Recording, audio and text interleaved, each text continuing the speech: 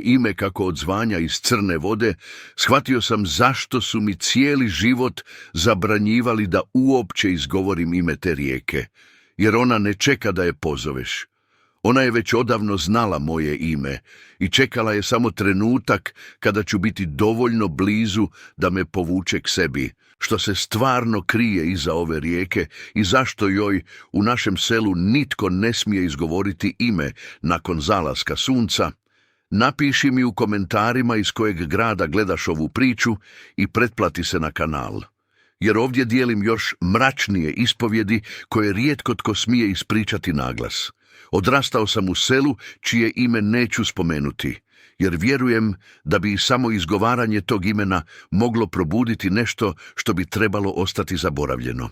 Okruženo gustim šumama s jedne strane i beskrajnim poljima s druge, i usred svega toga tekla je rijeka, široka, tamna rijeka koja je prolazila točno iza naših kuća, toliko blizu da smo noću mogli čuti kako voda udara o obalu, kako grana puca negdje u daljini, kako nešto plješće po mulju tamo gdje nitko ne bi trebao biti. Kada pokušavam opisati to selo ljudima koji nikada nisu bili tamo, ne mogu pronaći prave riječi. Nije bilo ništa vidljivo pogrešno s tim mjestom. Koje drugo ruralno naselje u našoj zemlji, stare kamene kuće s crvenim krovovima, prašnjave ceste, bašte pune povrća, kokoši koje slobodno lutaju, stari ljudi koji sjede ispred kuća i gledaju kako svijet prolazi. Ali bilo je nešto u zraku, nešto što si mogao osjetiti ako si obratio pozornost.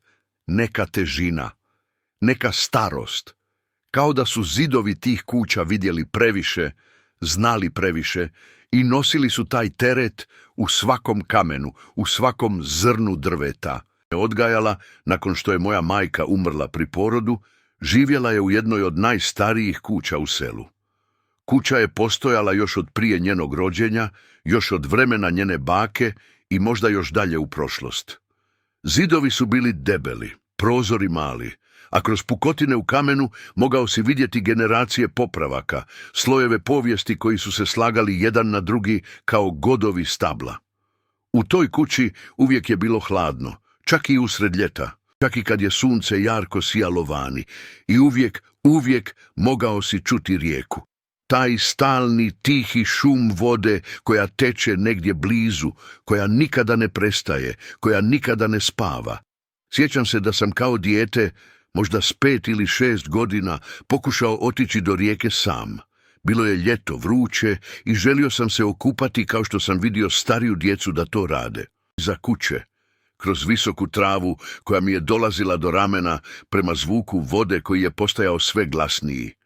Ali prije nego što sam stigao do obale, baka me je pronašla. Nikada je prije nisam vidio tako ljutu. Zgrabila me je za ruku, toliko jako da me boljelo, i povukla me natrag prema kući. Nisam plakao jer me boljelo. Plakao sam jer sam bio prestrašen njenim izrazom lica, jer u njenim očima nisam vidio ljutnju. Vidio sam čisti, neprikriveni strah ispred mene i držeći me za ramena. Nikada ne smiješ ići do rijeke sam, razumiješ li me, Ivane? Nikada i nikada, nikada nakon zalaska sunca. Obećaj mi. Zašto, bako? Pitao sam kroz suze. Pogledala me je dugo i vidio sam kako razmišlja, kao da pokušava odlučiti koliko istine može reći 5-godišnjem djetetu. Konačno je rekla, jer rijeka nije samo voda, dijete moje. Rijeka je vrata i ne možeš kontrolirati što ulazi kroz ta vrata kada ih ostaviš otvorena. Ali obećao sam jer je moja baka bila jedina osoba na svijetu koja me voljela i nisam želio vidjeti taj strah u njenim očima ponovno. Kroz godine primijetio sam još stvari, male stvari, čudne stvari. Primijetio sam da nitko u selu nikada nije postavljao kuće direktno uz rijeku.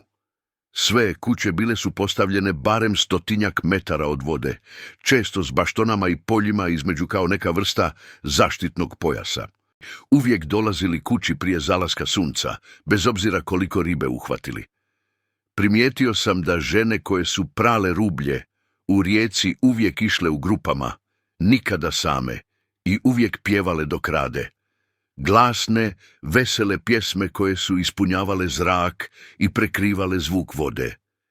Primijetio sam da je bilo mjesto na obali, posebno mjesto označeno starim, iskrivljenim stablom vrbe, gdje nitko nikada nije išao, ni danju, ni ljeti, ni kada je sunce bilo najjače, i trava oko njega je rasla divlja i visoka, jer nitko to nije čistio ili održavao. Pitao sam jednom starog čovjeka po imenu Josip, koji je imao malu trgovinu u centru sela, zašto nitko ne ide do te vrbe. Bio je to topao svibanjski dan i sjedio sam ispred njegove trgovine jedući sladoled dok je on pio pivo i gledao u sunce. Ah, to stablo, rekao je, i njegov osmijeh je nestao. To je mjesto gdje je posljednji put netko viđen. Prije mnogo godina, čače. Bio je to stranac koji je došao u naše selo. Putnik, rekao je. Pitao je smije li postaviti šator blizu rijeke. Rekli smo mu da ne smije. Rekli smo mu da to nije dobra ideja. Ali on nije slušao. Mislio je da smo seljaci, glupe, praznovjerne seljani koji se boje svog vlastitog sjena. Josip je zastao, popio još piva. Postavio je šator točno ispod te vrbe i te noći ljudi su čuli vriskove. Trajali samo nekoliko minuta, a onda tišina. Ujutro šator je bio tamo. Njegova oprema bila je tamo, ali on je bio nestao. Nikada ga nismo pronašli i otkada nitko ne ide do tog mjesta, jer zemlja tamo pamti, voda tamo pamti. Tada nisam vjerovao u takve priče. Mislio sam da su to samo bajke koje stari ljudi pričaju djeci da ih zastraše. Ali kako sam odrastao, počeo sam vidjeti obrazce. Počeo sam razumijevati da ove priče nisu samo priče. Ljudi u selu govorili o Rijeci. Nikada otvoreno, nikada direktno. Uvijek u nagovještajima, u nedovršenim rečenicama, u značajnim pogledima. I bilo je nešto u načinu na koji bi svaki razgovor o Rijeci iznenada prestao ako bi dijete ušlo u sobu, kao da odrasli štite djecu od znanja koje je previše teško za podnošenje. Sjećam se da je moj najbolji prijatelj Luka, dječak koji je živio 3 kuće dalje od nas, pitao svog oca za ime rijeke. I bili smo vani igrajući se u prašini ispred Lukine kuće. Lukin otac, čovjek po imenu Petar, popravljao je ogradu i bio je u dobrom raspoloženju, šalio se s nama, dopuštao nam da mu pomažemo. Tata, pitao je Luka, kako se zove naša rijeka? Čekić u Petrovoj ruci se zaustavio u zraku. Potpuno se ukočio i u samo jednom trenutku, vidio sam nešto proći preko njegovog lica. Nešto tamno, nešto staro. Sine, rekao je tiho, ne gledajući nas. Ali zašto? To je samo ime. Dovoljno! Petrov glas je odjeknuo, toliko glasan i iznenadan da smo obojica skočili. Nikada prije nismo čuli Petra da viče. Bio je uvijek blag čovjek, uvijek nježan, ali sada je izgledao različito, stariji, uplašeniji. Idi unutra, rekao je Luki. Idi unutra i nemoj više izlaziti do večere. Luka je otrčao u kuću plačući, a ja sam samo stajao tamo, zbunjen i prestrašen. Vidio sam kako se bori da se smiri. Duboko je udahnuo. Ivane, rekao je, idi kući i nemoj više postavljati takva pitanja, nikome, obećaj mi. Obećao sam, ali te noći nisam mogao spavati. Ležao sam u svom krevetu, slušajući zvukove sela kako se smiruje za noć, slušajući kako baka šeta po kući, kako ugasi svjetla jedno po jedno, kako zaključava vrata s posebnom pažnjom, provjeravajući ih 2 put. Znate zvukove, mogao sam čuti drugo.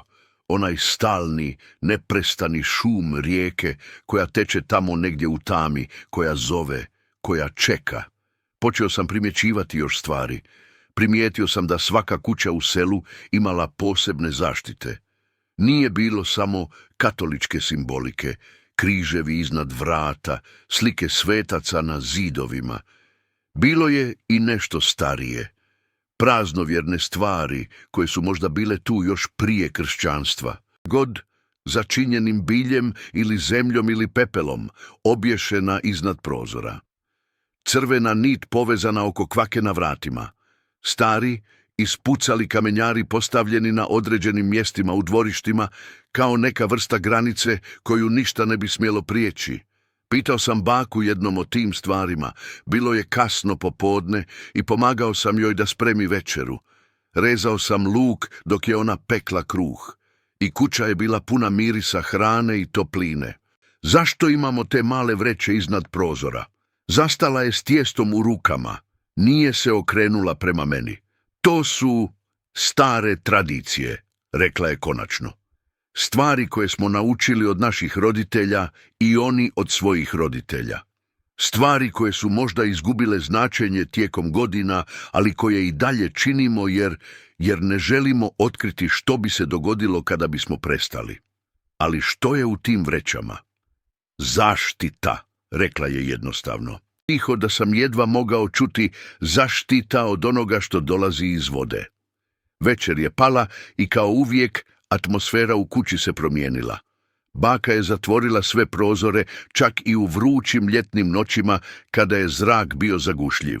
Zaključala je sva vrata, ugasila je sve svjetla osim jedne male svijeće koju je ostavljala da gori u kuhinji cijelu noć. Sama, moleći se tiho, ponavljajući iste riječi opet i opet dok ja ležim u krevetu, slušajući, čekajući da san dođe. Ali san nije dolazio lako. Ne od kada sam počeo postavljati pitanja, ne od kada sam počeo primjećivati stvari. Jer jednom kada počneš vidjeti obrazce, jednom kada počneš razumijevati da nešto nije u redu, ne možeš prestati vidjeti. Ne možeš se pretvarati da ne znaš. I te noći, dok sam ležao u tami, čuo sam nešto što nisam čuo prije.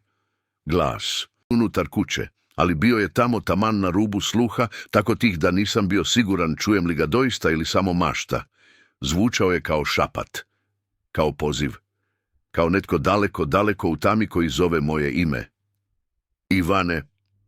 Srce mi je počelo brže kucati. Rekao sam si da mašta, da je to samo vjetar, da je to samo moja mašta koja radi prekovremeno jer sam postavljao previše pitanja, slušao previše priča, ali opet sam čuo. Ivane, gdje si? Ovaj put je bilo malo jasnije. Prozora, iz pravca rijeke. Ustao sam iz kreveta jako tiho i otišao do prozora. Zavjesa je bila zatvorena, ali bila je tanka i mjesečina je prolazila kroz nju. Polako, jako polako, odmaknuo sam zavjesu samo nekoliko centimetara i pogledao van.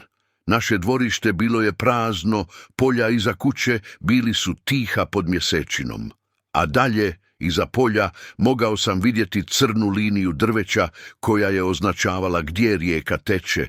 Ništa se nije micalo, nije bilo nikog vani. Sam nešto čudno. Tamo na rubu našeg dvorišta, točno gdje naša zemlja prelazi u polje, bilo je nešto na tlu. Nešto što nije bilo tamo ujutro. Mokri otisci stopala, male stopala, dječje stopala. Vodili su od pravca rijeke prema našoj kući i zaustavljali su se točno ispod mog prozora. Pustio sam zavjesu, odskačući od prozora tako brzo da sam skoro pao. Srce mi je lupalo tako jako da sam mislio da će eksplodirati. I dalje sam ga mogao čuti, iako sam pokrio uši rukama. Ivane, zašto se kriješ? Dođi da se igramo. Nisam spavao tu noć. Ležao sam u krevetu, ukočen, pokrivač povučen do brade i čekao jutro. Čekao da sunce izađe i otjera tamu i taj glas koji je dolazio s njom. Kada je konačno osvanulo, kada su prvi zraci sunca počeli ulaziti kroz prozor, odjednom sam se osjetio sigurno dovoljno da odem ponovo pogledati. Skliznuo sam iz kreveta i pažljivo pogledao kroz prozor. Tlo je bilo suho, kao da nikada nisu ni bili tamo. Ali znao sam što sam vidio. Znao sam da nisam sanjao. I znao sam da, kakva god pravila postojala u ovom selu, kakva god zaštita držala stvari na distanci, ta zaštita nije savršena. Nešto je preko noći moglo doći vrlo blizu, nešto je znalo moje ime i nešto je stajalo točno ispod mog prozora, pozivajući me. Te jutro baka me je pronašla sitnog, blijedog, uplašenog. Ništa nisam rekao. Sam mogao reći joj da sam vidio mokre otiske stopala koja su vodila do našeg prozora, da sam čuo glas koji me zove iz tame. Ali ona je znala. Nekako je uvijek znala. Noćas si ga čuo, zar ne? Pitala je dok sam sjedio za stolom, ne dodirujući doručak koji mi je pripremila. Kimnuo sam.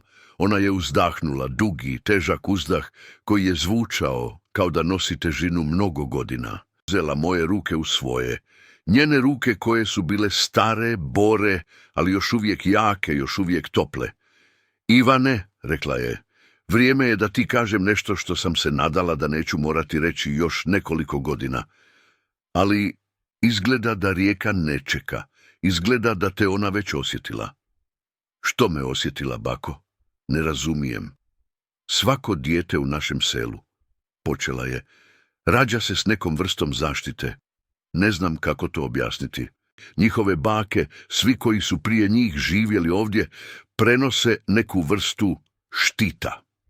Neka vrsta granice koja drži Rijeku van, dok god dijete ne postane svjesno. Dok god dijete ne počne postavljati pitanja, dok god ne počne tražiti odgovore. A ja sam počeo postavljati pitanja, rekao sam tiho. Da, i kada to učiniš, kada počneš gledati preblizu, kada počneš vidjeti stvari koje bi trebale ostati neviđene, taj štit slabi, postaje tanak. I Rijeka?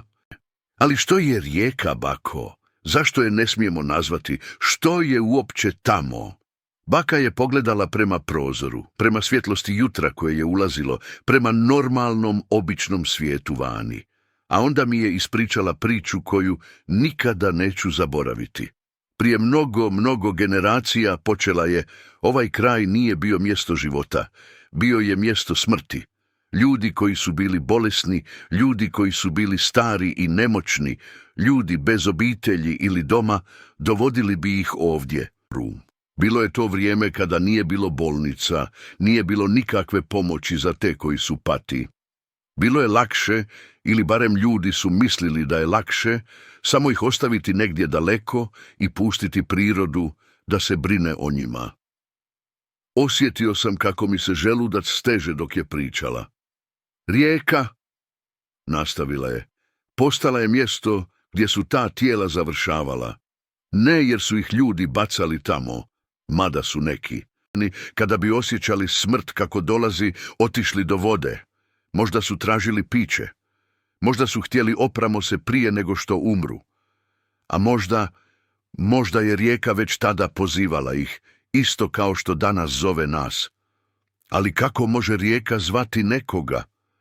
Ne znam, priznala je, nitko ne zna, ali ono što znam je da su tijekom godina toliko ljudi umrli tamo uz tu vodu da je ona postala prožeta, napunjena.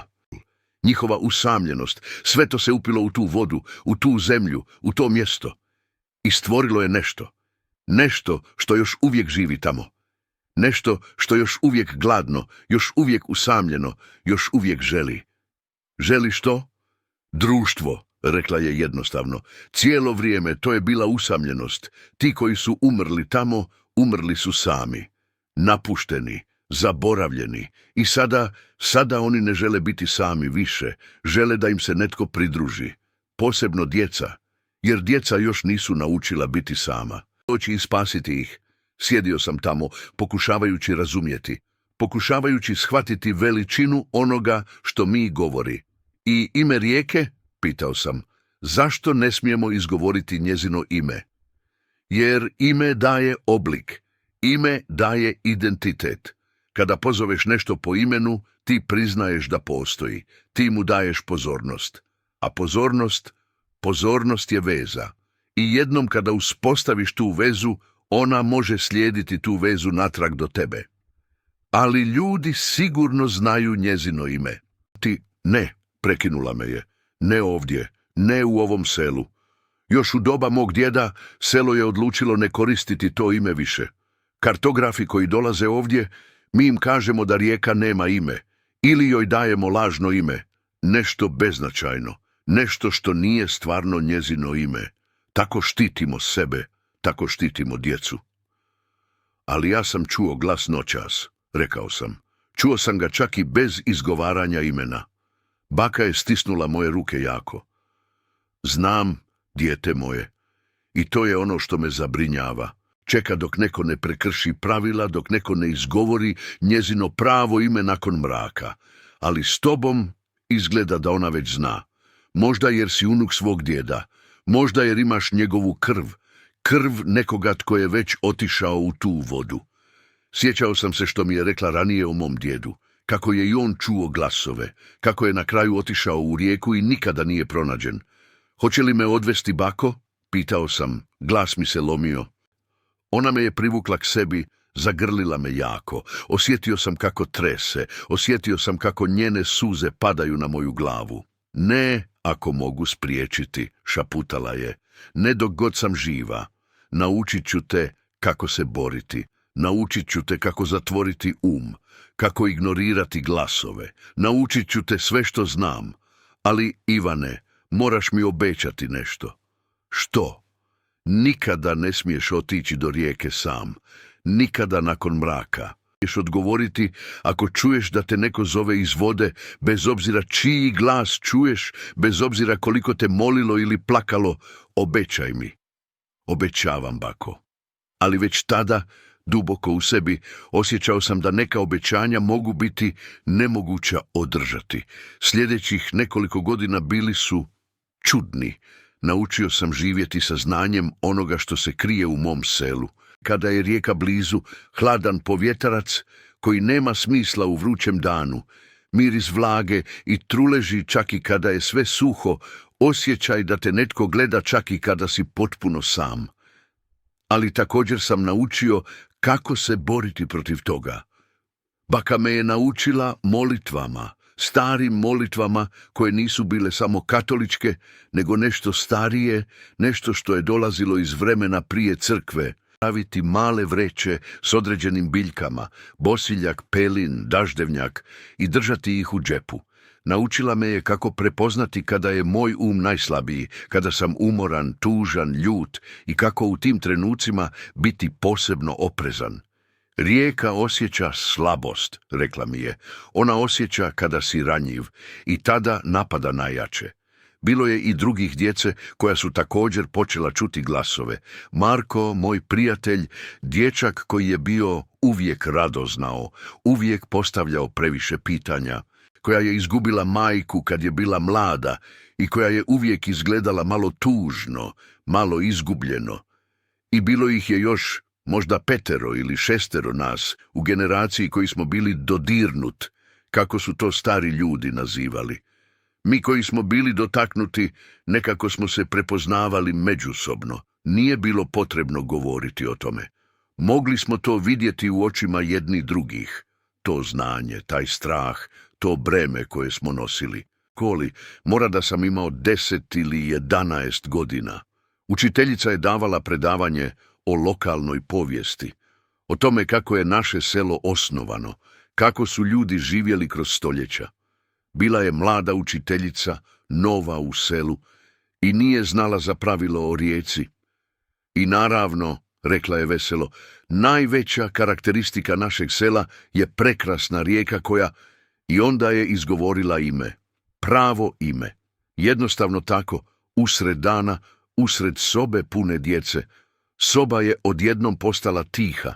Slušaju učitelja. Ovo je bila napeta, teška tišina, tišina straha. Starija djeca, ona koja su znala, odjednom su postala vrlo mirna, neka su se prekrižila. Jedno dijete je počelo plakati, potpuno tiho, suze samo su tekle niz lice. Učiteljica je shvatila da je nešto krivo, prestala je govoriti, gledala nas zbunjeno. Je li sve u redu? Pitala je. Marko je podigao ruku. Gospođo, rekao je, glas mu je drhtu, vi ne smijete reći to ime. Molim vas, rekao je gotovo moleći, nemojte ga izgovoriti ponovo. Učiteljica je izgledala još zbunjenije, ali to je samo geografski pojam, to je samo ime, nije samo ime. Ana je odjednom vrištala i skočila iz svoje klupe. Ne smijete ga govoriti, ne smijete, sada će nas čuti, sada će znati. Ana je počela histerično plakati. Učiteljica je pokušala smiriti ju, ali Ana je samo gurala nju, trčala prema vratima, trčala van iz učionice. Direktor škole je došao, a starim ljudima iz sela, onima koji su znali, objašnjavali su mladoj učiteljici pravila koja nikada ne bi smjela prekršiti. Te noći više djece čulo je glasove nego ikada prije. Kasnije sam saznao da je najmanje 10 djece probudilo svoje roditelje plačući i govoreći da netko zove njihova imena. Jedna kuća stare udovice koja je živjela sama, našla je sve svoje prozore otvorene ujutro, iako ih je zaključala prije spavanja. Netko ili nešto je napisalo riječi prstom, ostavljajući mrlje kao od mokre mulje. Riječi su glasile: poznavate me sada, poznajem vas. Nakon tog incidenta mlada učiteljica nije ostala dugo u selu. Otišla je za manje od mjesec dana. Pričalo se da je počela imati noćne more, da je počela čuti stvari, da je bez obzira gdje otišla uvijek osjećala miris vode, ali šteta je bila već učinjena. Rijeka je bila nazvana, veza je napravljena, više djece je nestalo nego u prethodnih 10 godina zajedno. Prvo je bio dječak po imenu Tomislav, koji je živio na samom rubu sela. Njegova majka ga je našla nedostajućeg jednog jutra, njegov krevet prazan, prozor otvoren. Našli su samo njegov plašt, obješen na granu vrbe uz obalu, kao da ga je pažljivo postavio tamo prije nego što je ušao u vodu. Zatim djevojčica Katarina, tek 7 godina stara, nestala je nasred dana, dok se igrala u vrtu iza kuće. Da je Katarina odjednom ustala, rekla: čujem majku kako me zove, i jednostavno krenula prema polju. Ali njihova majka bila je unutra, u kući, i nikada nije pozvala Katarinu. Vrijeme dok je sestra trčala unutra reći majci, Katarina je već bila nestala. Našli su njezinu lutku plutajuću u rijeci dan kasnije. A onda Luka, moj najbolji prijatelj. Luka je uvijek bio najhrabriji od nas, popeo najviše na stablo, koji bi skočio preko najšireg potoka, koji bi stajao do kasno noću samo da dokaže da može. Ali hrabrost nije uvijek dobra stvari. Ponekad hrabrost je samo drugo ime za bezobrazluk. Jedne večeri u jesen, grupa nas, Luka, Marko, Ana, ja i još nekoliko, sastali smo se tajno u starom napuštenoj štaloj na rubu sela. Bio je to naš tajni sastanak mjesece, mjesto gdje bismo dolazili da pričamo o stvarima koje nismo mogli govoriti pred odraslim. Luka te večeri oči mu sijale u slaboj svjetlosti jedne svijeće koju smo donijeli. Kakav plan? Pitao je Marko sumnjičavo.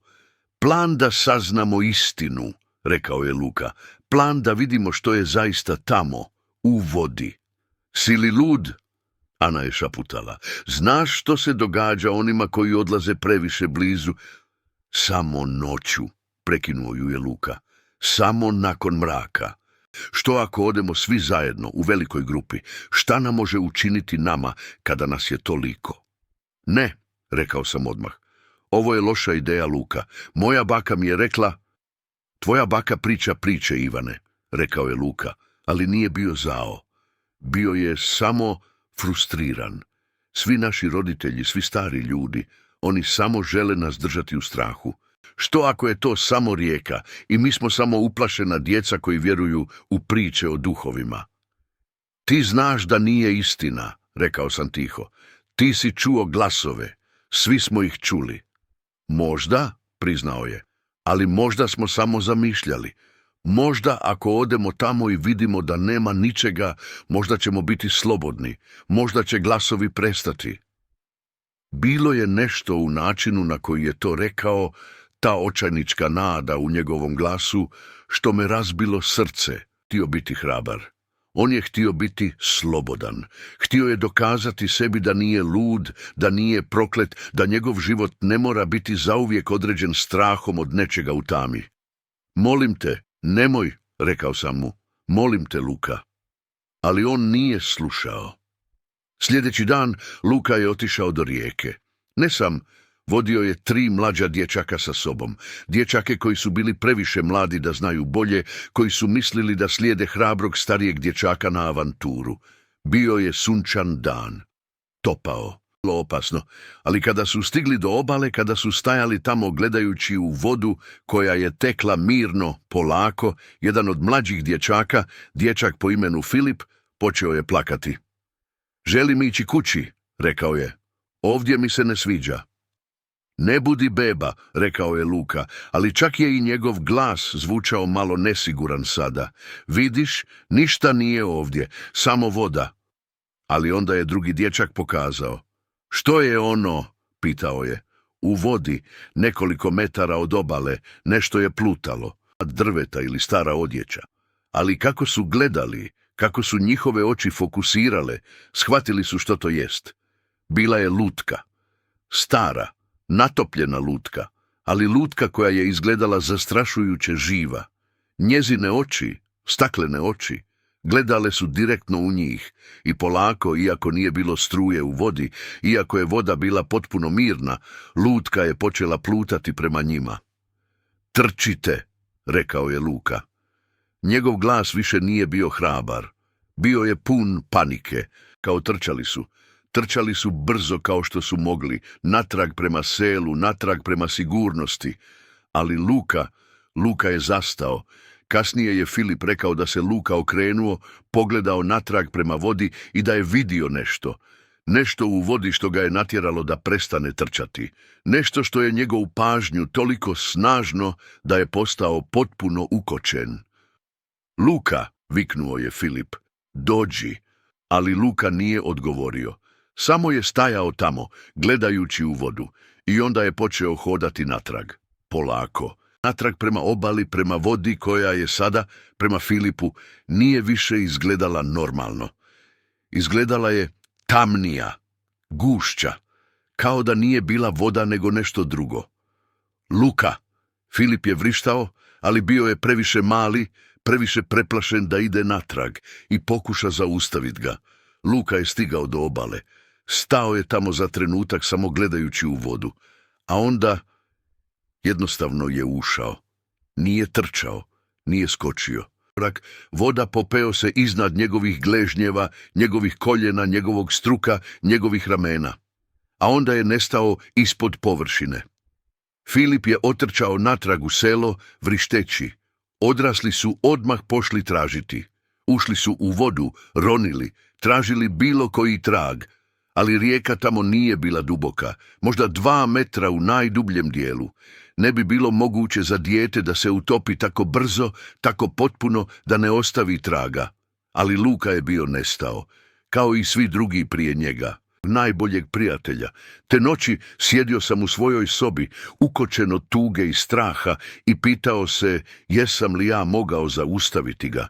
Jesam li mogao reći nešto drugačije? Jesam li mogao... I onda sam čuo njegov glas. Ivane. Zavukao sam se dublje u svoju postelje, pokrivač povučen preko glave. Ivane, zašto plačeš? Još sam ovdje. Nisi, šapnuo sam. Nisi Luka. Luka je otišao, rekao. I zvučao je toliko kao Luka, tako savršeno kao Luka, da me fizički boljelo slušati ga. Samo sam negdje drugdje i tako je lijepo ovdje, Ivane. Tako mirno, nema više brige, nema više straha. Zašto ne dođeš i vidiš? Ne! Vrištao sam, pokrivajući uši. Ne, ne, ne!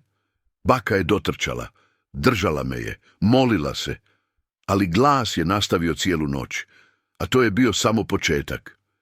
Tijekom sljedećih godina glasovi postali su dio mog života, što netko uči živjeti s kroničnom boli ili trajnom ozljedom. Bili su tamo, uvijek, u pozadini mog uma.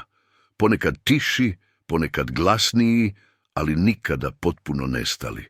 Škola je postala teška. Kako sam mogao koncentrirati se na matematiku ili povijest kada sam mogao čuti šaputanje na rubu mog sluha? Kako sam mogao spavati kada sam znao da, čim zatvorim oči, snovi će doći, snovi o vodi, o licima ispod površine, o rukama koje me dozivaju unutra?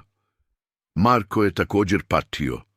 Još povučeniji, prestao je dolaziti u školu redovito. Kada bi došao, sjedio bi samo i gledao kroz prozor, gledajući prema pravcu gdje je rijeka tekla. Ana je bila najgora. Počela je govoriti s ljudima koji nisu bili tamo. Sjedila bi sama u kanti školskog dvorišta, razgovarajući, smijući se kao da ima prijatelje oko nje. Ali kada bi netko pitao s kim govori, samo bi rekla: s onima iz vode, oni razumiju me, oni me vole. Njezini roditelji pokušali su sve. Doktori. Kušali odvesti je psihijatru u grad, ali Ana je plakala cijelo vrijeme, govoreći da voda prati nju, da može čuti je u cijevima, u odvoda, u svakoj kapi kiše, i znao sam, svi koji smo bili dotaknuti smo znali, da je samo pitanje vremena prije nego što netko od nas da se predaje. Pitanje je bilo: tko će biti sljedeći? Odgovor je došao jedne užasne oktobarske noći kada sam imao 13 godina. Mjesec toliko veliki blijed da je izgledao nerealan, kao oko koje gleda dolje na selo. Vjetar je bio čudan, dolazio je u naletima, hladan i vlažan, noseći mirise koji nisu pripadali jesen. Mirise vode, mirise truleži, mirise nečeg drugog. Ne znam što me probudilo, možda zvuk, možda neki šesti osjet. Ali odjednom sam bio budan, potpuno budan, srce mi je kucalo jako. I čuo sam je, pjev, netko je pjevao vani. Pjevao je staru dječju pjesmicu, onu koju smo uvijek pjevali kada smo bili mali. Mjesec sija, rijeka teče, dijete spava u kući maloj, san ga vodi, voda zove, dođi, dođi, ne boj se. Ustao sam iz kreveta i otišao do prozora. Što sam vidio učinilo me je da srce gotovo stane. Ana je bila vani. Stajala je na sredini sela na ulici u svojoj spavačoj košulji koja je bila preširoka i lepršala u vjetru. Njezina kosa bila je mokra, iako nije padala kiša, stvarajući malu lokvu oko njenih nogih, i pjevala je opet i opet istu pjesmu. Mjesec sja, rijeka teče. Druge svjetla u selu počele su se paliti. Ljudi su izlazili iz svojih kuća, gledali ju sa strahom i tugom. Ana! Njezina majka je trčala prema njoj. Ana, dijete moje, dođi unutra. Ali Ana je ignorirala ju. Samo je nastavila pjevati okrenuta prema putu koji vodio iz sela prema polju prema rijeci. Dijete spava u kući maloj. Baka! Vrištao sam. Edu. Baka je bila već oblačenje, već pritrcala dolje. Ostani ovdje, rekla mi je strogo. Ne izlazi van, bez obzira što se dogodi. Ali nisam mogao ostati. Morao sam vidjeti, morao sam razumjeti. Pratio sam baku van, držeći se blizu uz nju. Oko nas cijelo selo je izašlo. Svi su gledali Anu, svi su pokušavali razumjeti što se događa. San ga vodi, voda zove. Anina majka je pokušala dohvatiti ju, pokušala zgrabiti njezinu ruku. Ana se okrenula i pogledala ju. I njezine oči više nisu bile ljudske. Bile su potpuno crne, crne kao duboka voda noću, crne kao prazan prostor između zvijezda. Anina majka je povikala i odskočila natrag. Dođi, dođi, ne boj se. Ana je završila pjesmu, a onda je svojim glasom koji je zvučao normalno, previše normalno, rekla: vrijeme je, zovu me, moram ići. Ne. Njen otac je sada također trčao prema njoj. Ovdje s nama, ali Ana je samo smiješila. Čudan, tužan osmijeh koji je bio istovremeno dječji i star. Ne možete me zadržati, rekla je. Oni su jači, uvijek su bili jači. I ja sam umorna od borbe. Tako umorna. I započela je hodati. Ljudi su pokušali zaustaviti ju. Njezini roditelji su se držali za nju, plačući, moleći. Drugi su stali ispred nje, pokušavajući blokirati njezin put. Ih nekako ne gurujući, ne tjerajući, već kao da oni nisu ni bili tamo, kao da je ona već bila više u nekom drugom svijetu nego u ovom. A onda sam vidio nešto što me natjeralo da vrisnem. Iz tame iza Ana, iz pravca polja, nešto je dolazilo. Figure. Tamne figure koje su hodala u ravnoj liniji prema selu. Nije bilo mnogo, možda 6 ili 7, ali dok su dolazili bliže, mogao sam vidjeti, bili su djeca koja su nestala. Tomislav, Katarina, Luka, jedno mokri, blijedi, praznih očiju. Bože milostivi, šapnula je baka pokraj mene i prekrižila se. Ljudi su počeli panično vrištati, neki su trčali natrag u svoje kuće, neki su pali na koljena moleći se, ali Ana je samo nastavila hodati i ostala djeca hodala su s njom oko nje kao eskorta, kao počasna pratnja koja ju vodi prema njenom odredištu. I dok su prolazili pored nas, čuo sam ih kako šapću sva ta djeca, svi zajedno, dođite s nama, tako je hladno biti sam. Htio sam sakriti se, ali nogama su mi bile kao beton. Mogao sam samo gledati kako Ana i druga djeca prolaze kroz selo, polako, neprekidno, sve dok nisu stigli do ruba, sve dok nisu ušli u polje i onda nestali u tami. Ljudi su ih tražili, naravno. Čitavih nekoliko dana grupe su pretraživale polja, šumu, svaki centimetar obale, ali kao uvijek nisu pronašli ništa. Ni tijela, ni odjeću, ni trag.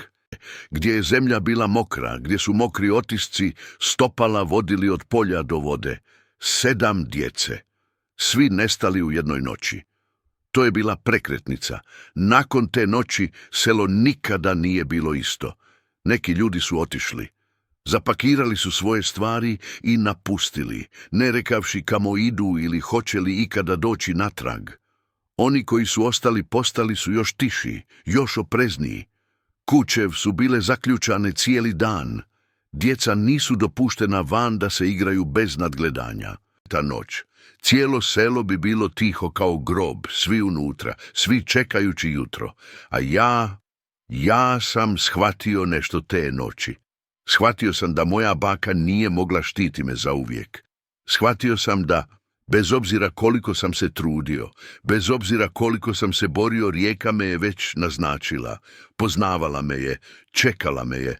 Bilo je samo pitanje vremena, ali nisam želio se predati. Luka se možda predao, Ana se možda predala, ali ja sam odlučio boriti se.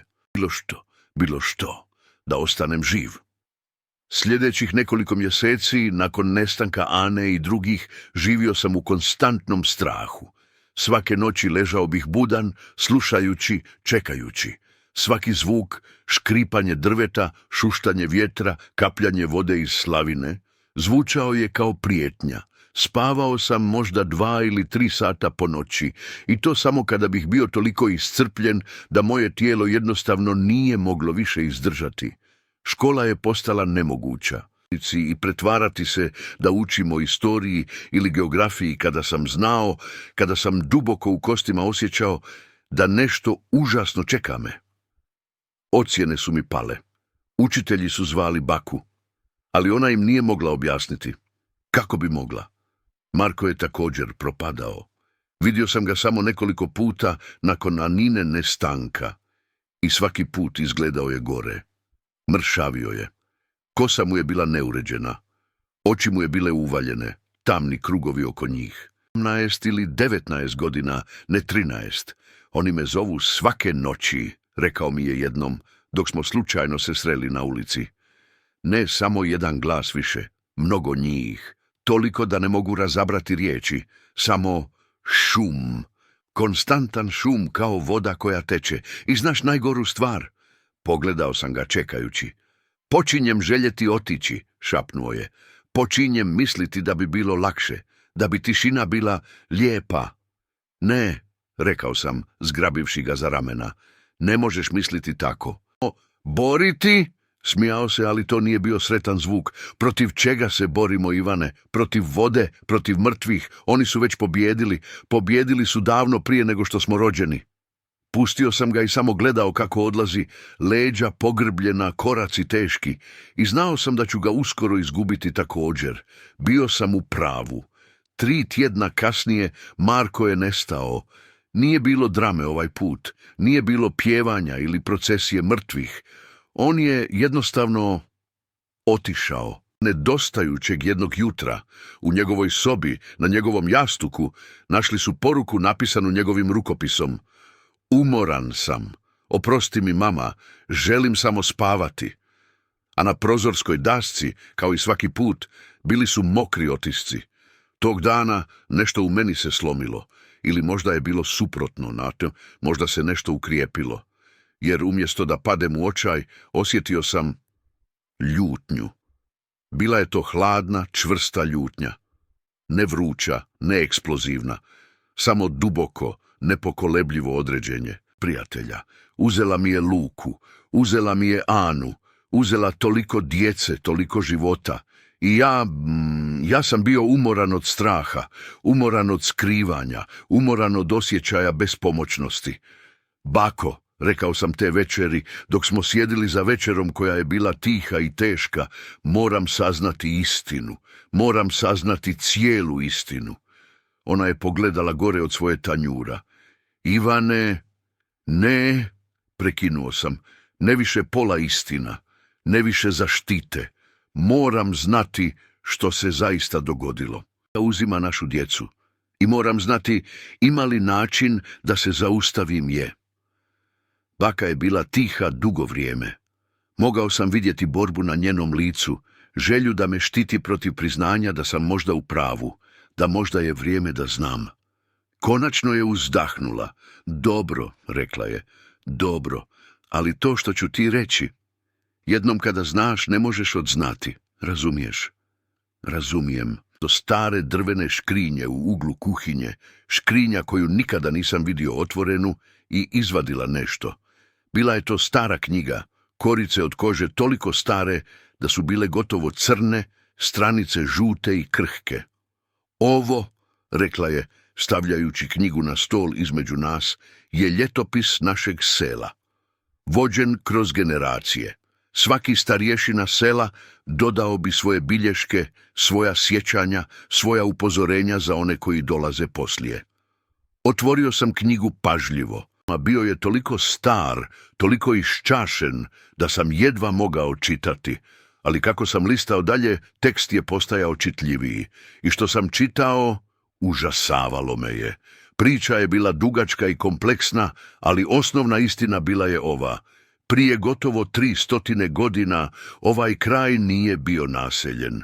Bio je divljina, samo šuma, polja i rijeka. Ali onda je došla bolest. Kuga koja je uništavala gradove, ubijala cijele obitelji, širila se brže nego što je itko mogao kontrolirati. I u očaju, oni koji su imali moć, plemići, trgovci, svi koji su imali nešto izgubiti, napravili su odluku. Oni koji su bili zaraženi ili za koje su sumnjali da su zaraženi, bili su odvedeni ovdje, u ovu divljinu, daleko od gradova, daleko od zdravih.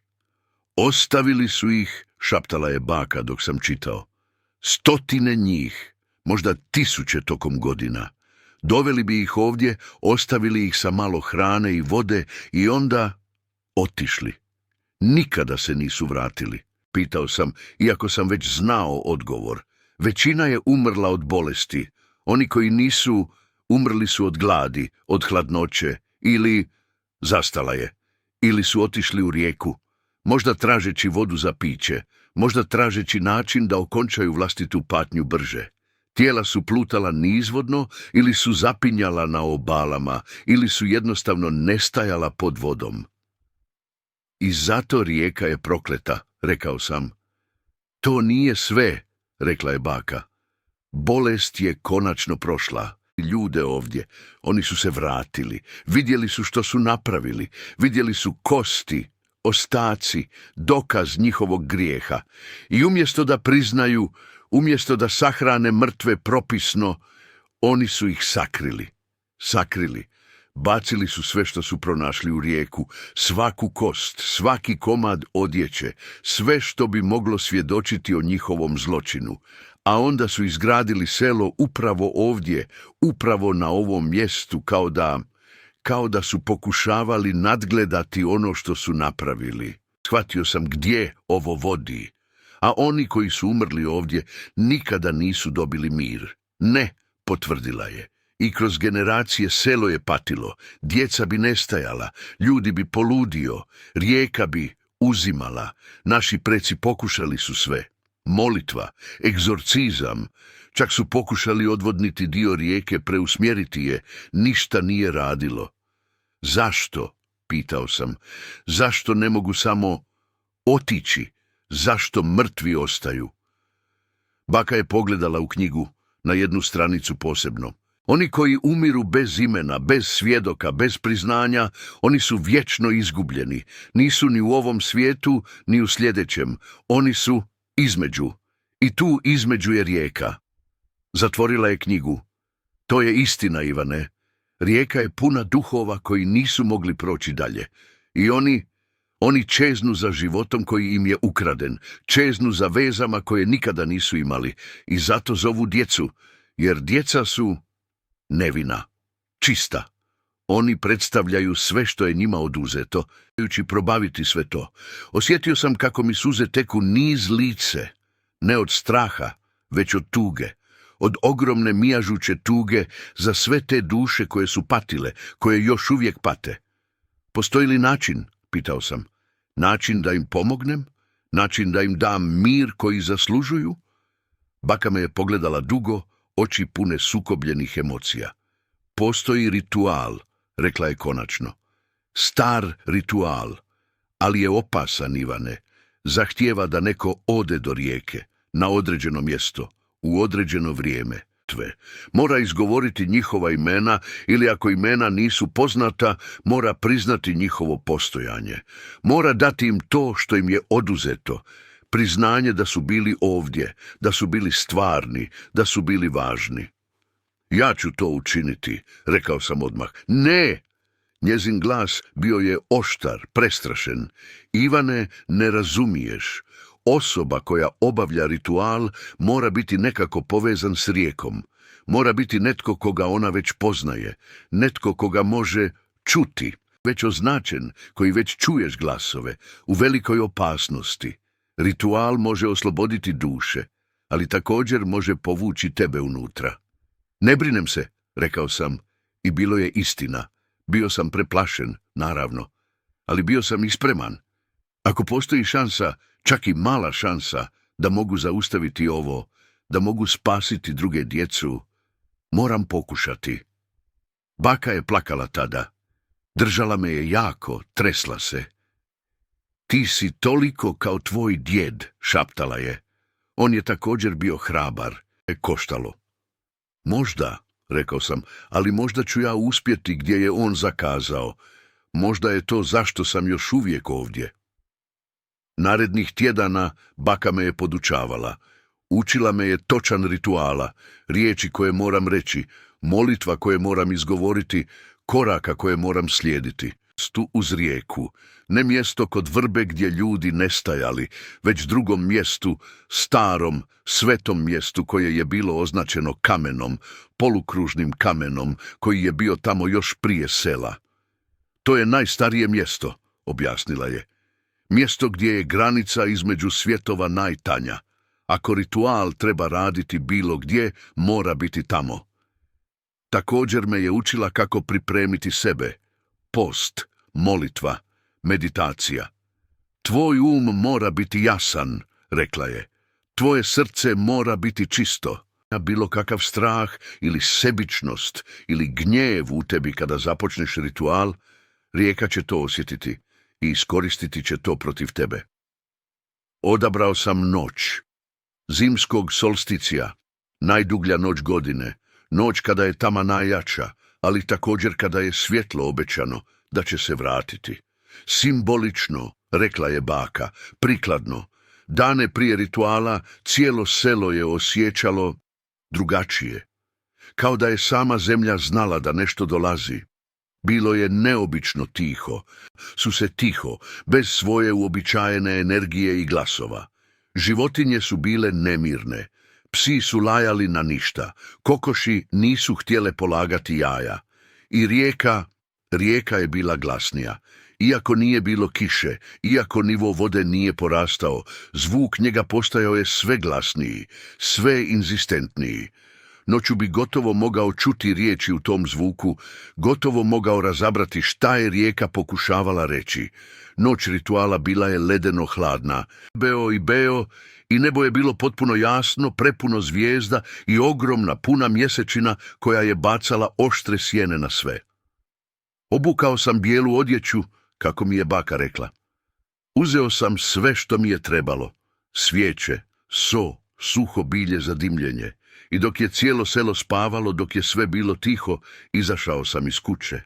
Baka me je zaustavila na vratima, držala me je, poljubila moje čelo. Ako postane previše opasno, šapnula je, ako osjetiš da te povlači, trči. Razumiješ? Razumijem, bako. I Ivane, bilo što vidiš, bilo što čuješ, to nisu oni koji te vole. Oni koji te zaista vole nikad ne bi pokušali povući te u smrt, sjećaj se toga. Kimnuo sam, a onda sam otišao, hodajući sam kroz snijeg prema rijeci koja me čekala. Put do svetog mjesta trajao je možda 20 minuta hodanja. Sa svakim korakom osjećao sam kako temperatura pada, kako zrak postaje gušći, teži, kako glasno. Iako sam bio još daleko, zvučalo je kao glasovi. Stotine glasova, svi govoreći odjednom, svi zovući, svi moleći. Kada sam stigao do kamenog kruga, zastao sam. Mjesto je bilo točno kako je baka opisala, krug starih kamena, poluzakopanih u zemlji i snijegu, sa središtem kruga čistog, kao da snijeg nije želio pasti tamo. I dalje iza kruga, možda 10 metara, tekla je rijeka. U mjesečini voda je izgledala crna, gusta, ne kao voda, nego kao nešto drugo. Čim sam prešao granicu kamena, osjetio sam promjenu. Zrak je postao električno nabijen. Mogao sam osjetiti dlake na rukama kako se dižu. Svaki zvuk je bio glasniji, svaki osjet intenzivaniji. Počeo sam postavljati svijeće oko kruga, kako mi je baka pokazala. 13 svijeća, jednu za svaki mjesec, plus jednu za centre.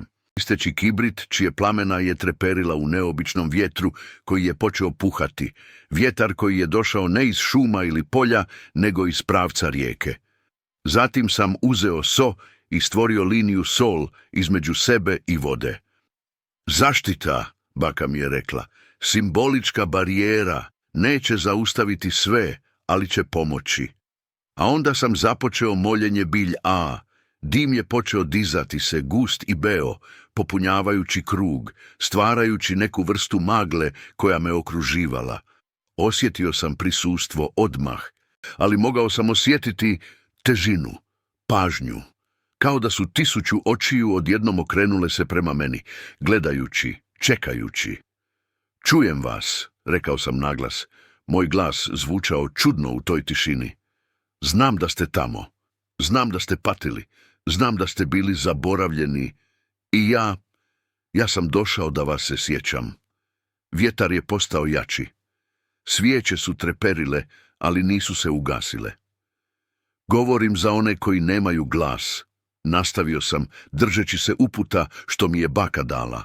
Sami, koji su bili napušteni, koji su bili bačeni kao da nisu bili važni, ali bili ste važni, bili ste ljudi, imali ste živote, nade, snove i zaslužujete biti sjećani. I onda počeo sam govoriti imena. Sve imena koje sam znao, imena djece koja su nestala, Luka, Ana, Marko, Tomislav, Katarina. Sva imena kroz generacije koje je baka naučila me, imena od prije mnogo godina, imena koja su bila gotovo zaboravljena. Osjetio sam nešto, kao otpuštanje, kao dah koji je zadržavan previše dugo konačno ispušten.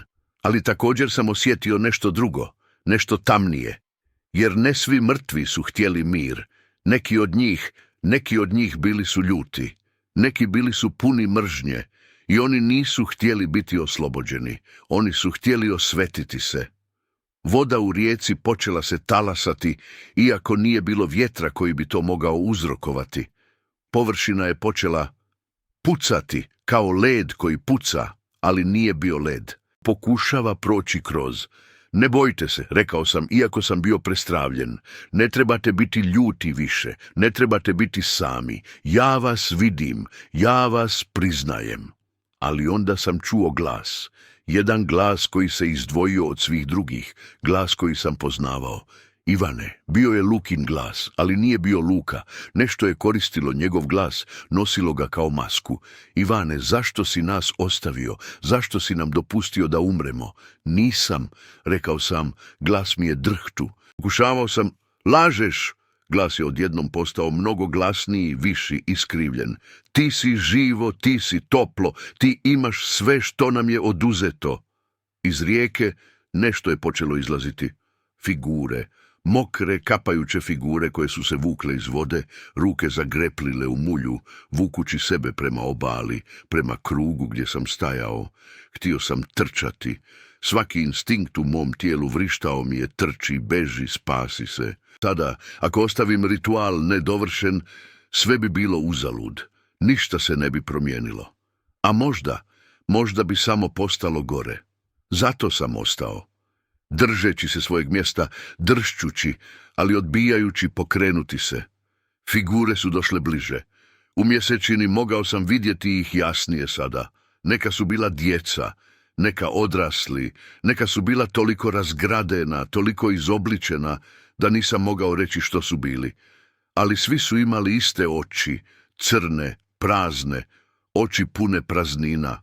Linija sol sjajila je lagano u mjesečini i figure su je gledala kao da nije mogli ili ne usuđivali se prijeći. Pustite nas, šaptali su. Pustite nas unutra, samo dopustite nam dodir, samo jedan dodir topline, jedan trenutak života. Ne mogu, rekao sam. Ne tako, to nije način. Onda kakav način? Vrištali su svi zajedno, glasovi mešali se u užasan hor. Nas držite zatvoreni, kad nas zaboravljate. Ne zaboravljam vas, rekao sam i začuđujuće. Bio sam smiren sada. Strah je još bio tamo, ali također nešto drugo. Sućut, razumijevanje. Ne mogu osloboditi vas na način koji vi želite. Ne mogu vam dati nazad vaše živote, ali mogu priznati vašu bol. Mogu nositi vaše priče. Mogu biti sigurno da vi nikada ne budete potpuno zaboravljeni. Tišina je pala. Figure su samo gledale me, ne pomiču. Druga figura. Ova je bila različita, starija, viša. I kako je došla bliže, shvatio sam tko je. Bio je moj djed. Nisam ga ikada upoznao u životu, umro je prije nego što sam rođen. Ali vidio sam fotografije i lice koje je gledalo me sada, iako blijedo i mokro i ispunjeno tugom, bilo je njegovo lice. Ivane, rekao je, i njegov glas bio je nježan, tužan.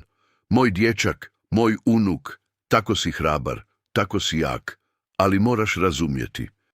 Neki od nas, mi ne možemo biti spašeni, mi smo ovdje predugo, postali smo dio rijeke, postali smo dio tame i ako pokušaš osloboditi sve nas, možete povući unutra, možete transformirati u jedno od nas.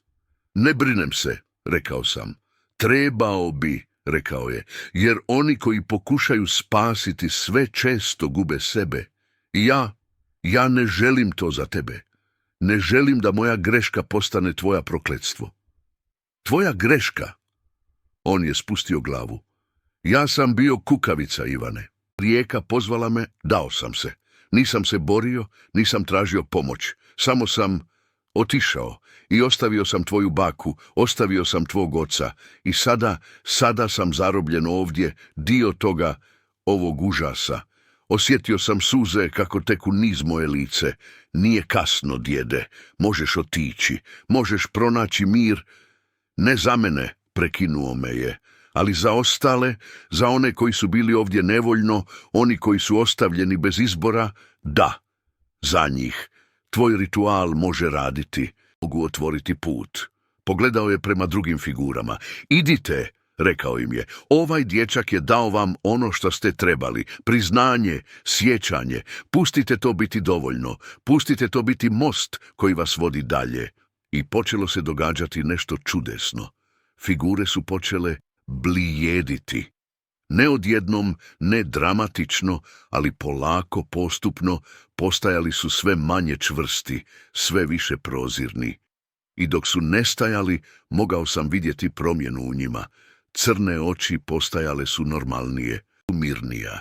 I za trenutak, samo trenutak, vidio sam tko su bili zaista. Ne čudovišta, ne duhovi, samo ljudi. Ljudi koji su patili i koji su sada konačno mogli prestati patiti. Jedan po jedan nestali su. Rastopili se u zrak ili možda otišli negdje drugo. Neko mjesto što nisam mogao vidjeti, neko mjesto bolje nego ovdje. Kada su svi otišli, ostao sam samo ja i moj djed. Moram ostati, rekao je tiho. Moj grijeh je prevelik, ali ti idi, Ivane. Živi život što ja nisam mogao. I ako ikada imaš djecu, ako ikada imaš unuke, reci im o rijeci, reci im o onima koji su bili zaboravljeni, reci im da sjećanje, čak i sjećanje na bol, bolje je nego zaborav. Djede, ali on je već počeo nestajati hodajući natrag prema vodi, nazad u tamu. Čekaj, viknuo sam, molim te. On je stao, okrenuo se jedan posljednji put i nasmiješio se, tužan, ali istinski osmijeh. Ponosan sam na tebe, dječače, toliko ponosan. Natrag u rijeku i vodena površina ga progutala bez zvuka. Ostao sam sam u krugu kamenja, sa svijećama koje su treperile oko mene, sa dimom koji se dizao u noćni zrak. Ritual je bio završen, ili barem mislio sam da je bio završen. Sljedećih nekoliko dana selo je bilo drugačije. Ljudi su primijetili promjenu, iako nisu znali zašto. Zrak je bio lakši nekako. Zvuk rijeke bio je tiši, normalnije. Ona koja su također čula glasove, rekla su da glasovi su prestali. Proslavili smo. Ne glasno, ne javno, ali na tihi, zahvalni način. Obitelji su se okupile, molitva su izgovorene i prvi put u mnogo godina selo je osjetilo nešto što naličilo nadi. Ali ja nisam osjećao ono što su drugi osjećali, jer nešto se promijenilo u meni te noći kraj rijeke. Nešto što nisam razumio tada, ali što bi postalo jasnije s godinama. Da sam dao im priznanje koje su željeli, otvorio sam vezu. Veza između njihovog svijeta i mog. I ta veza, iako je oslobodila mnoge od njih, također je označila me. Vezala me za rijeku na način što čak ni glasovi prije nisu. Počeo sam sanjati čudne snove, ne noćne more, ne točno, ali snovi o vodama, o dubinama, o mjestima ispod površine gdje svjetlo nikada ne dostiže. Do te noći i druga lica koja nisam vidio, lica ljudi iz davnih vremena koji su također umrli kraj te rijeke. I ponekad, kada bih se probudio, pronašao bih tragove. Mokri otisci stopala pored mog kreveta, iako nisu vodili nikuda, samo pojavili bi se i nestali. Mala lokva vode na podu moje sobe, iako prozori su bili zatvoreni i krov nije pukao. Miris vode i algi u zraku, jak i nepogrešiv. Baka je primijetila. Platiš cijenu, rekla mi je jedne večeri. Je između svjetova, ali ti si spasio toliko djece, Ivane. Spasio si selo. Ta cijena, ja mislim da je vrijedna. Ali što će biti sa mnom? Pitao sam. Hoću li postati kao oni? Hoću li završiti u vodi? Ona me je zagrlila. Ne znam, dijete moje, nitko ne zna. Ali što znam je da si ti jak. Jači nego tvoj djed. Jači nego bilo tko u našoj obitelji. I ja vjerujem, želim vjerovati, da ćeš pronaći način da živiš s tim. Pokušao sam. Završio sam školu, iako to je bilo teško. Svaku noć ležao bih budan slušajući, ne glasove koji me zovu više, ti su prestali, ali nešto drugo, nešto dublje. Osjećaj da je rijeka još tamo, čekajući, gledajući, praćeći svaki moj pokret. Kada sam napunio 18 godina, odlučio sam da moram otići. Bilo je to teško, ostavljati baku, ostavljati selo koje me znalo cijeli život.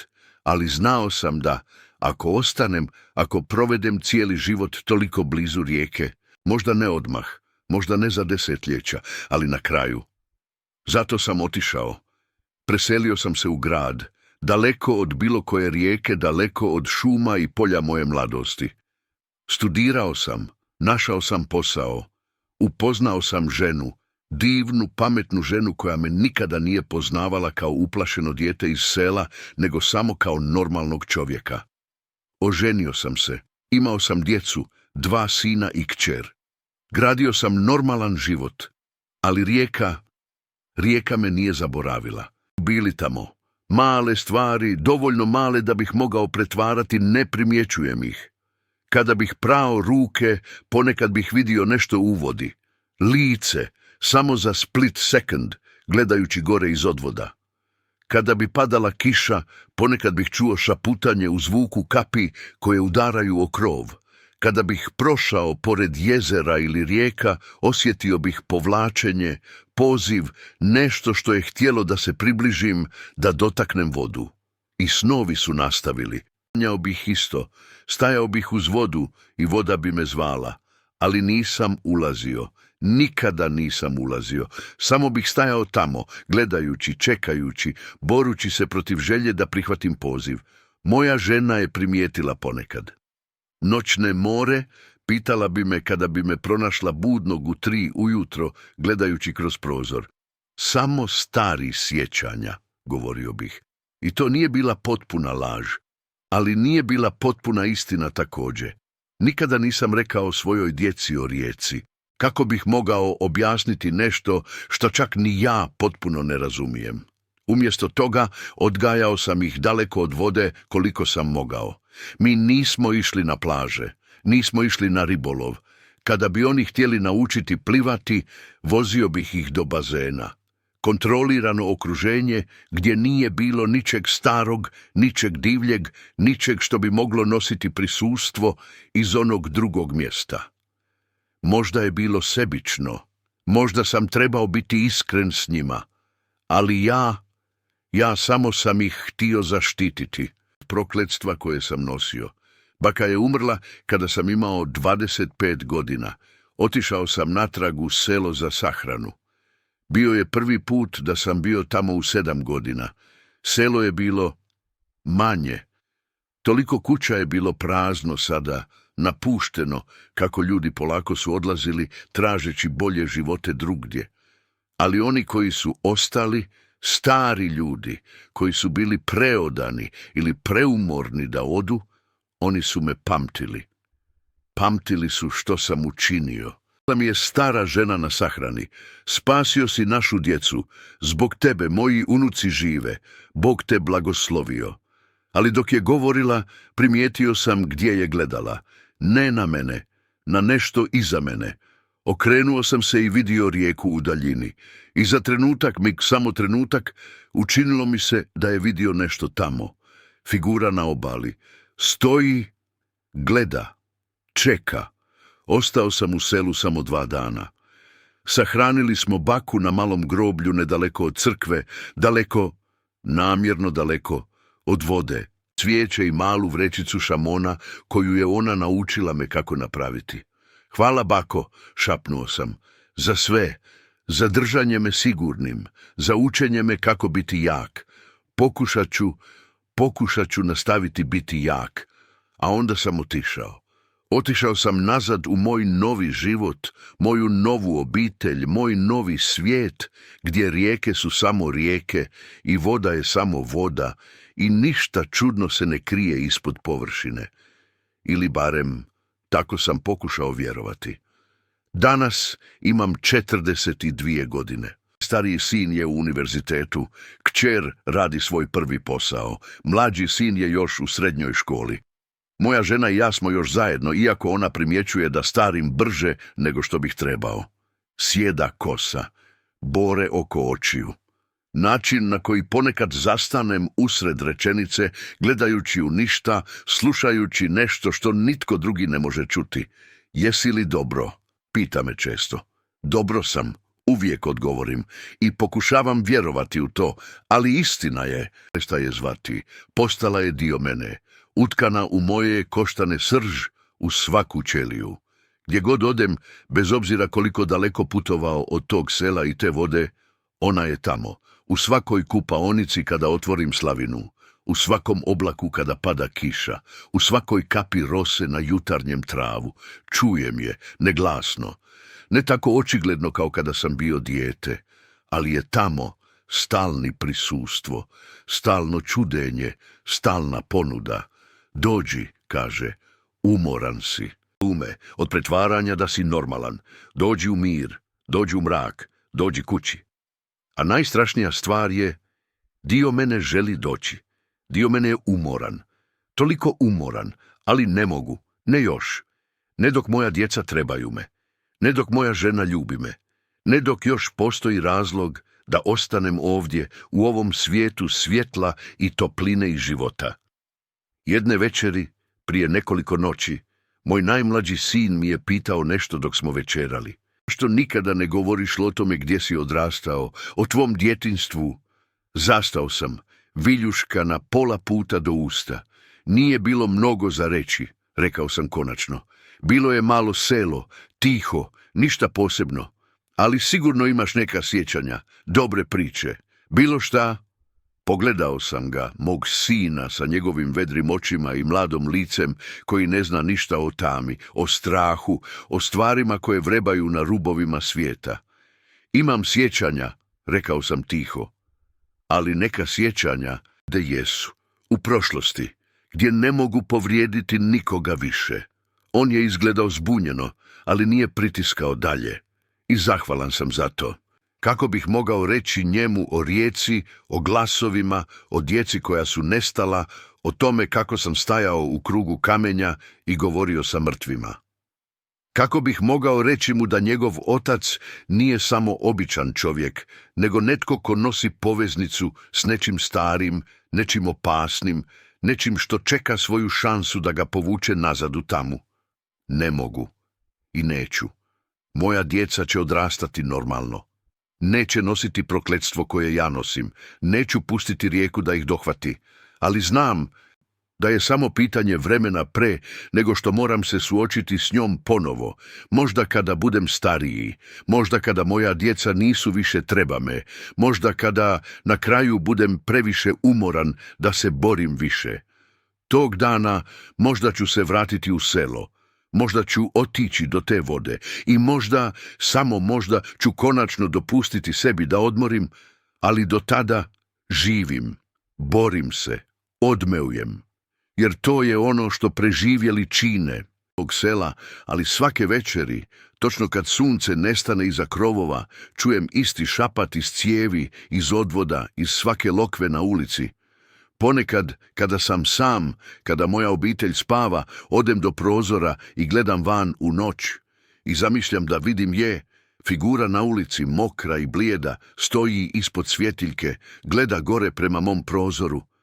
Čeka, uvijek čeka, jer rijeka ne treba svoje ime da bi me našla. Ona već zna gdje sam. Danas, možda ne sutra, ali jednog dana kada budem najslabiji, kada budem najmanje pažljiv, kada budem napokon spreman da pustiti, doći će po mene. I ovaj put možda neću trčati.